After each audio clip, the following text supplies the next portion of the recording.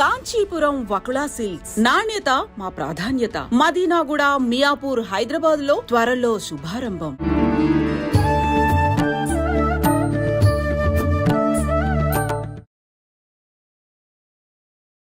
నమస్కారం, welcome to I dream. ధర్మ మార్గం విత్ విజిత కార్యక్రమానికి స్వాగతం. ప్రస్తుతం మనతో పాటు ఉన్నారు ప్రముఖ జ్యోతిష వాస్తు పండితులు బ్రహ్మశ్రీ అన్నవరపు తిరుపతి మూర్తి అవధాని గారు. ఇప్పుడు వారితో మాట్లాడదాం. నమస్కారం గురుగారు. ఓం శ్రీ మహాగణాధిపతయే నమః. గురుగారు, నిత్య దీపారాధన విషయానికి వచ్చేసరికి చాలా మంది రకరకాల పొరపాట్లు చేస్తూ ఉంటారు అని అనిపిస్తూ ఉంటుంది. అంటే ఎవరికి తోచినట్టుగా వాళ్ళు చేసుకోవచ్చు అని చెప్పి కొంతమంది మాట్లాడుతూ ఉంటారు. కొంతమంది ఏమో లేదు అంటే ఒత్తులు వేసే విధానం దగ్గర నుంచి ప్రతి ఒక్కటి కూడా ఒక నియమం పాటించాలని చెప్పి కొంతమంది చెప్తూ ఉంటారు. అసలు నిజంగా జరిగే పొరపాట్లు ఏంటి? నిజంగా అవి పొరపాట్లు చేస్తే ఆ పూజ ఫలితం ఉండదా? వాటి గురించి తెలియజేయండి. సాజ్యం త్రివర్తి సంయుక్తం వహ్నినా యోజితం ప్రియం గృహాణ మంగళం దీపం త్రైలోక్య తిమిరాపహ భక్త్యా దీపం ప్రయచ్ఛామి దేవాయ పరమాత్మనే త్రాహి మాం నరకాత్ ఘోరాత్ దివ్య జ్యోతి నమోస్తుతే అని మనం దీపారాధన చేస్తాం. నిత్య దీపారాధనలో చేసేటువంటి నిత్య పొరపాట్లు అంటే అనునిత్యము ప్రతి మనిషి చేసేటువంటిది పొరపాట్లే. పొరపాటు అనడం కన్నా అలవాటు అంటాం చాలా. ఎందువల్లనంటే సూర్యోదయం కాకముందు మీ ఇంట్లో మన ఇంట్లో మనకు దీపం వెలిగించి ఉండాలి. దీపారాధన జరగాలి సూర్యోదయానికన్నా మునుపు, అంటే దాదాపు 6 గంటల లోపే, 5:30 వెలిగించాలి. అలాగే సూర్యాస్తమానానికన్నా ముందు మన ఇంట్లో దీపారాధన వెలిగించి ఉండాలి. అంటే ఖచ్చితంగా 2 సార్లు దీపారాధన అనేది చేయటం ఉండి తీరాల్సిందే. లేదా ఉదయం పెట్టిన సాయంత్రం వరకు ఉంది శ్రేయోదాయకం, ఇబ్బంది ఏం లేదు. లేదా సాయంత్రం మళ్ళీ సూర్యాస్తమన సమయానికి దీపారాధన వెలిగించి తీరాలి. ఎందువల్లనంటే పూర్వకాలం వరకు వెళ్తే ప్రతి దేవాలయము కూడా 4:30-5 గంటలకల్లా సుప్రభాతం మొదలుపెట్టేసేవారు తీసేసి. ఎందుకంటే ఊర్లో ఉన్న దేవాలయం అనేటువంటిది ఖచ్చితంగా 5 లోపు దేవాలయం తీసి దీపారాధన చేసేవారు. కాబట్టి ఈ ఊర్లో ఉన్నటువంటి గ్రామం ప్రజలందరూ కూడా ఒక అరగంట అటు ఇటుగా లేచి ఒక 5:30 ఆ ప్రాంతాల్లో దీపారాధన చేసుకున్నా అది మనకి ఎలాంటి నష్టము ఉండేటువంటిది కాదు. ఇది ఇప్పుడు కొన్ని ప్రాంతాలకి వెళ్తే ఆలయాలు తీసేటికి 7 అవుతుంది. అవును, ఆలయాలు వీళ్ళన్నీ తీర్చుకొని చూసుకొని వచ్చి తీసేటప్పటికి 7 అవుతుంది. రాక్షసత్వం అందుకే కదండి పెరిగిపోయేది. ఎప్పుడైతే కనుక మనం 5:30 లోపు స్నానం చేసి దీపారాధన చేస్తే దైవత్వం అనేటువంటిది మనకు ఆపాదిస్తుంది. ఇప్పుడు అయ్యప్ప దీక్ష తీసుకున్న వీళ్ళందరం చూడండి, ఆ 40 రోజులు 5:30 లోపు వాళ్ళ స్నానాలు అన్ని పూజలు చేసుకుంటూ ఉంటారు. అందుకని చాలా ప్రశాంతంగా ముఖంలో కూడా ఒక మంచి కాంతి తేజస్సుగా ఉంటుంటుంది. 40 రోజులు పూర్తి అయిపోగానే ఇక నాదేనట్టుగా వదిలేసి మళ్ళీ 7-8 వరకు పడుకోవటం వలన మళ్ళీ రాక్షసత్వం అనేటువంటిది ఆపాదించేస్తుంది. ఇప్పుడు కూడా మనిషిలో రాక్షసత్వం దైవత్వం అనేటువంటిది మనం నిత్య దీపారాధన చేసే విధానాన్ని అనుసరించే ఉంటుంది. సూర్యోదయ పూర్వం చేసేటువంటిది దీపారాధన దేవతలకు చెందుతుంది. సూర్యోదయం తర్వాత చేసేటువంటిది రాక్షసులకు చెందుతుంది. ఏ దేవాలయానికైనా వెళ్ళి చూడండి, శివాలయాన్ని అభిషేకం చేసేస్తే అలా వదిలిపెట్టరు. తెల్ల బియ్యం అంటే అక్షతులు కానీ ఒక పుష్పం కానీ మారేడుదల కానీ ఏదో ఒక స్వామివారి మీద పెట్టి పక్కకి వెళ్తారు, ఒక అభిషేకం చేస్తారు. మళ్ళీ ఒక 15 గంట తర్వాత అభిషేకం అంటే ఆయన మీద ఏదో ఒకటి పెడతారు కాబట్టి లింగాన్ని వదిలిపెట్టరు. ఎందుకంటే ఏమీ లేకుండా వదిలేస్తే రాక్షసులు వచ్చి ఆరాధన చేస్తారు. భగవంతుడికి గురుగారు ఒక డౌట్, ఆలయ ప్రాంగణం ఇప్పుడు మామూలుగా సినిమాలలో చూస్తుంటాం, ఆలయ ప్రాంగణంకి నెగిటివ్ శక్తులు ఏవి కూడా ప్రవేశించకుండా ఏదో ఆపేస్తున్నట్టు పవర్, అలా దయ్యాలు వేరు రాక్షసులు వేరమ్మా. రాక్షసులకి మనమే రాక్షసులు అంటే కృత్యం, రాక్షస ప్రవృత్తి అంటారు చూసారా, అది అంటే దుర్మార్గమైన లక్షణాలు వల్ల. ఇప్పుడు భగవంతుడు మీరు చేసినా నేను చేసినా ఎవరు చేసినా ఫలితాన్ని ఇస్తూనే ఉంటాడు. ఆ చేసే సమయాన్ని అనుసరించి వాళ్ళ యొక్క వ్యక్తిత్వం పెరుగుతూ ఉంటుంది. మనం సూర్యోదయం లోపు చక్కగా దీపారాధన చేసుకుని నమస్కారం చేసుకుంటే దైవత్వం అనేటువంటిది మనకు ఆపాదిస్తుంది. దైవపరమైన శక్తి వచ్చి ఒక మానసిక ప్రశాంతత ఏర్పడుతుంది. ఎప్పుడైతే 6:30 తర్వాత మనం నిద్రలో చేరిన తర్వాత దీపారాధన చేస్తామో ఆ దీపారాధన రాక్షసులకు చెందుతుంది. ఇప్పుడు మీరు ఇందాక అన్నట్టు ప్రతి ఒక్కరూ చేసేది ఇప్పుడు ఈ దీపారాధన కిందకే వచ్చేటట్టుగా ఉంది. అందరం కూడా ఖచ్చితంగా రాక్షస దీపారాధన చేస్తున్నాం. అందుకని దాదాపుగా మనలో 100కి 99 మంది రాక్షస కృత్యాన్నే పాటిస్తున్నారు మినహాయిస్తే దైవత్వాన్ని ఎవరు కూడా పెద్దగా పొందిన వాళ్ళు లేరు, ఎక్కడో రేరుగా ఉంటూ ఉంటారు వారు. అవును. కాబట్టి ఏంటంటే దీపానికి అంత పవర్ ఉందా అంటే మరి ఎందుకు దీపారాధన చేయడం? దీపారాధనలో అంత శక్తి ఉందా? ఇంకా చేయడం మానేయండి, దీపారాధన చేయక్కర్లేదు, ఇంకెందుకు దండగా. అంటే ఆ ఒక్క దీపం అనేటువంటిది మనం ఒక ఒత్తి వేస్తాము, ఒక నూనె వేస్తాము, అగ్గిపుల్లు పెట్టి వెలిగిస్తామంటాం. కాంతి పుంజమమ్మ అది, దారి చూపించేటువంటిది, ఆ దారిని నడిపించేటువంటిది కూడా అదే. కనుక దాని నుంచే మన జీవితం అనేటువంటిది ముడిపడి ఉంటుంది, మూలాధారం. ప్రతిదానికి మూలం కావాలిగా. ఆ మూలం ఏంటి? జ్యోతి. అది జ్ఞాన జ్యోతి కావచ్చు, మనం చూస్తే మన కళ్ళు కనిపించడం కావచ్చు, ఏదైనా సరే జ్యోతి అంటే వెలుతురు. ఆ వెలుతురుని ఏ రకంగా ప్రసాదింపజేస్తుంది అనేటువంటి విషయాన్ని మనం చూసుకోవాలి. అందుకనే ఇప్పుడంటే మనం చేయట్లేదేమో కానీ అమ్మ, దాదాపుగా పూర్వం నుంచి ప్రతి ఇంట్లో కూడా 5:30 రకాల దీపారాధన చేసేస్తారు. మనకి ఏదైనా ఇప్పుడు పండగలు వస్తే మనం చేస్తున్నాం అంటే పెందలాడ చేసేస్తారు, ఎందుకంటే రాక్షసత్వం రావద్దు అని. అలాగే తలంటి పోసేటప్పుడు కూడా పొద్దున్నే పూసేస్తారు పెందలాడే. ఎందువల్లనంటే కొన్ని సమయంలో చేసేటువంటివే ఆ భగవంతుడి యొక్క పరిపూర్ణ అనుగ్రహం అనేటువంటిది వాళ్ళకి లభ్యమవుతూ ఉంటుంది. నదీ స్నానాలు చూడండి, 5:00 వెళ్తారు, ఎందుకు వెళ్తున్నారు?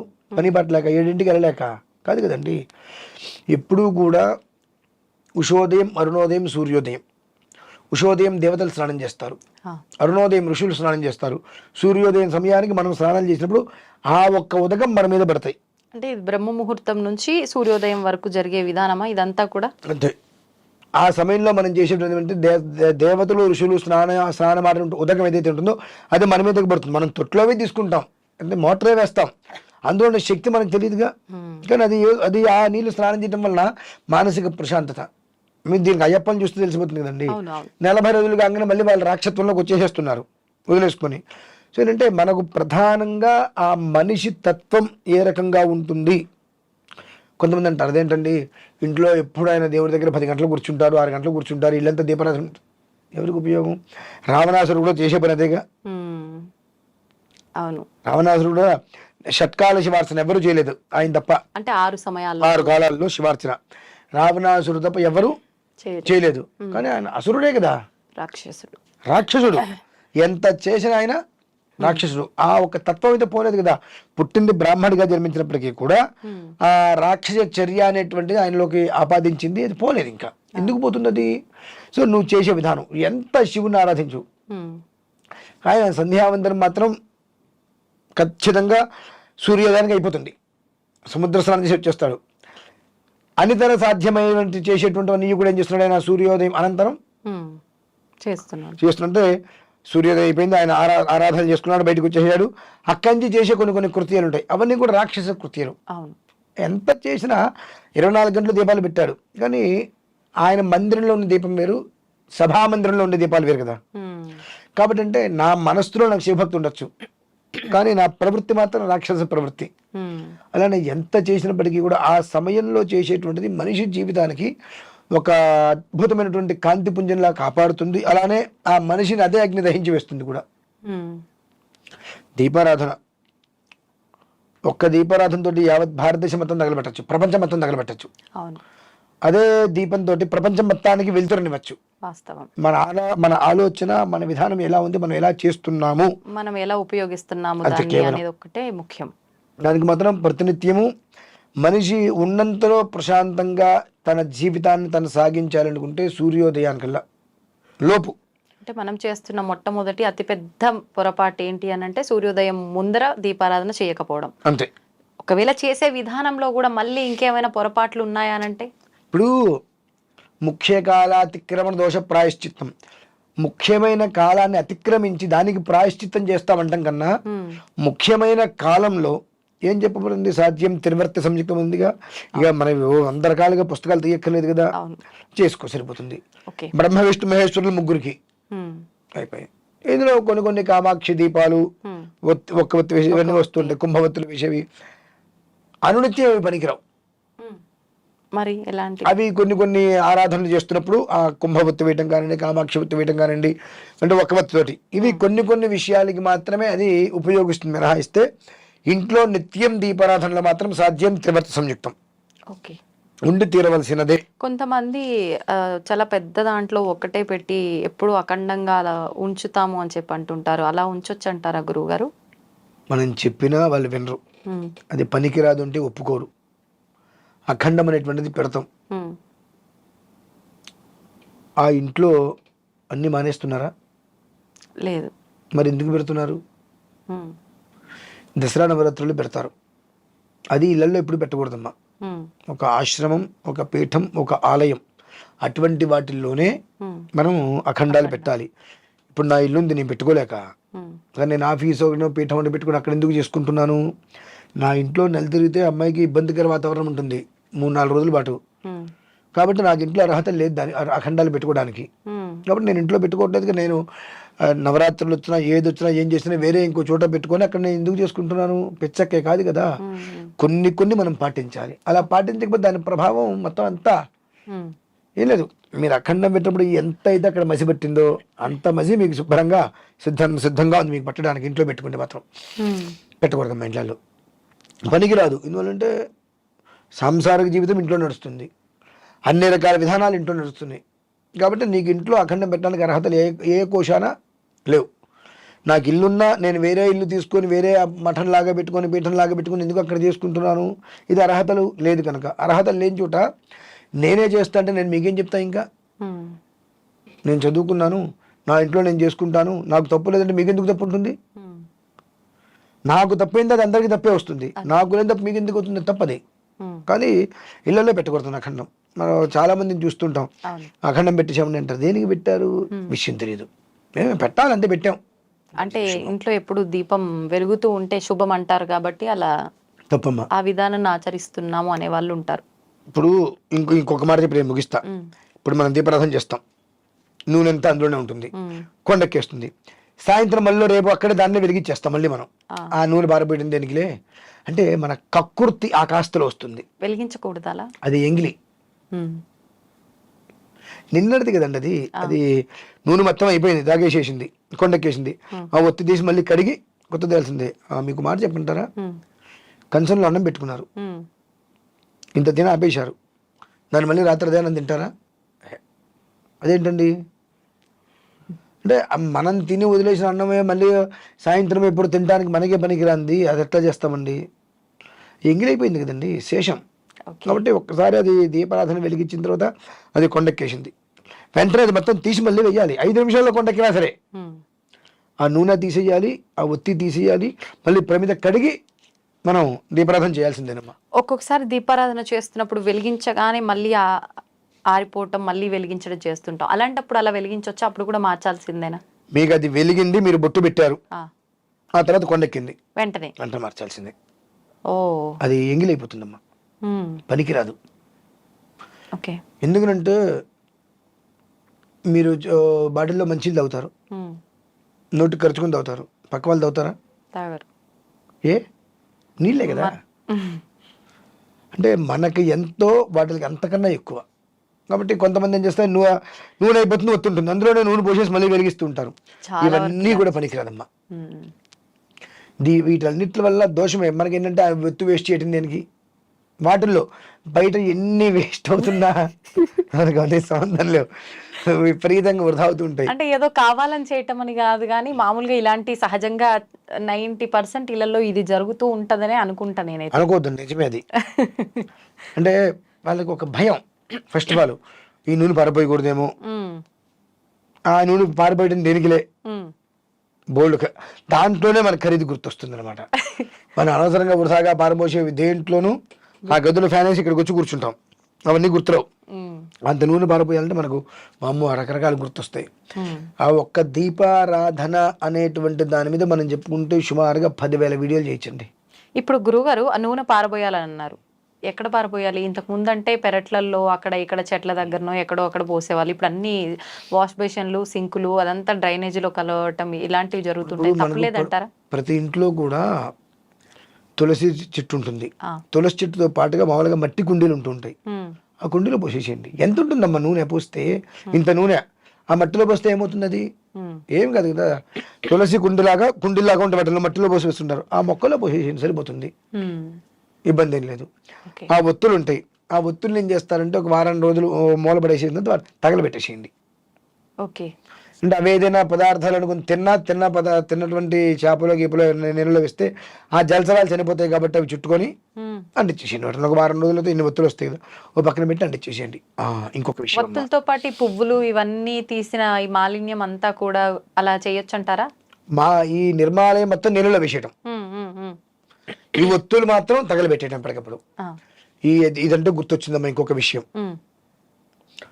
మీ అందరికీ చెబుతున్నాను, మనకు సమయం కలిసి వస్తుందని, తొందరగా పని అయిపోతుందనో రకరకాల ఆలోచనలు పెట్టుకొని ఒక డబ్బాలు నూనె ఒత్తులు కలిపి పెట్టేస్తాం మనం, నానబెట్టేయటం. అవి వాడకూడదు అట్లా. ఓకే. వాడటం వల్ల జరిగే నష్టం అంటే మామూలుగా వాడొద్దు అన్నారంటే ఎందుకు అనే ఆలోచన చాలా మంది కొన్ని విషయాలు ఎందుకు అని తెలుసుకోవడం కన్నా వద్దు అన్నప్పుడు దాన్ని ఆచరించడం మంచిది. ఎందువల్లంటే అది అత్యంత హేయమైనటువంటి పని. ఒత్తులు ఇన్ని కట్ట, అంత కట్టలో దాంట్లో పెట్టేస్తున్నాం, దాని నిండా మనం ఏం పోస్తున్నాం, నూనె పోసేసి రోజు అందులో ఒక ఒత్తి తీస్తున్నాం. ఇంట్లో మన పెద్దలు నానమ్మ వాళ్ళు ఉంటారు, ఆవిడ ఏం చేస్తారు, మన అందరం పండగకి వెళ్తే అందరికి తలా ఒక ముద్ద కలిపి పెడతారు. అంతవరకు బాగానే ఉంది. అన్నంలో నుంచి తలా ఒక ముద్ద కలిపి అందరికీ పెట్టారు, బాగానే ఉంది. అంటే కట్టలోంచి ఒత్తి ఒక్కొక్కరు తీసేసి నూనె నెయ్యి వేసుకొని పెట్టుకుంటాం. మొత్తం కలిపి అక్కడ పెడితే ఎవరికి వాళ్ళు వచ్చి పట్టుకుని వేస్తుంటే బాగోదు. అంటే దీన్ని నేను వైదిక విధానాన్ని అనుసరించి చెబితే గుండాకి చచ్చిపోతారు కాబట్టి అట్లా చెప్పట్లా. మామూలుగా అయితే కనుక నేను ఎంత నార్మల్గా చెప్పండి ఈ విషయం గురించి, 10 తిట్లు తిట్టి చెప్తా. అవును, అర్థం కావాలి ముందు వాళ్ళకి, తిట్లు కాదు కావాల్సింది, వాళ్ళకి విషయం అర్థం కావాలి. విషయం అర్థం కావాలి అంటే సో ఎంగిల్ అనేటువంటిది 10 మంది కలిపి కూర్చుని తింటే ఎంగిల్ ఎవరు తింటారు కదా. ఒత్తులు అంటే 1000 ఒత్తులు అంటున్నాం, లేదంటే 300 ఒత్తులు అంటున్నాం. ఒక దాంట్లో పెట్టినప్పుడు నువ్వు మొత్తం ఒకేసారి అంటించేయి, ఓకే, అప్పుడు తప్పులేదు. ఒక్కొక్కటిగా తీసి 1,00,000 ఒత్తులలో చేస్తున్నావు, 1,00,000 ఒత్తులలో వెలిగిస్తున్నావు, అది ఓకే. కానీ ఒక దాంట్లో కంప్లీట్ గా నువ్వు నూనె రోజు అందులో తీసి పెడుతున్నావు కదా, దానివల్ల మనకు పుణ్యం తీసి పక్కన పెడితే మోయలేని భారం పడుతుందమ్మా. చాలా నేను చూస్తూ ఉంటా, గబిక్కిన వారిని ఇంటికి వెళ్ళినప్పుడు చూస్తే దీపారాధన చూడదు ఎక్కడ ఉందామంటే డబ్బా దీని అందులో ఉంటుంది, ఒత్తులు ఉంటాయి అనుకుంటా, మొత్తం అందులో నెయ్యి నూనె కలిపేసేసి ఉంటాయి. ఏంటంటే ఇలా తిట్టిపోయినంటే అందులో తీసి వేసేస్తామని అనుకుంటా. ఇల్లంతా ఒకసారి గలీజ్ వస్తాను, ఇంతటి దరిద్రాన్ని ఇంట్లో పెట్టి కూర్చుంటున్నారు, ఉన్నది సరిపోదు అన్నట్టుగా కొత్తగా ఇవన్నీ పెట్టుకుంటున్నారు. అడగకుండా చెప్పకూడదమ్మా,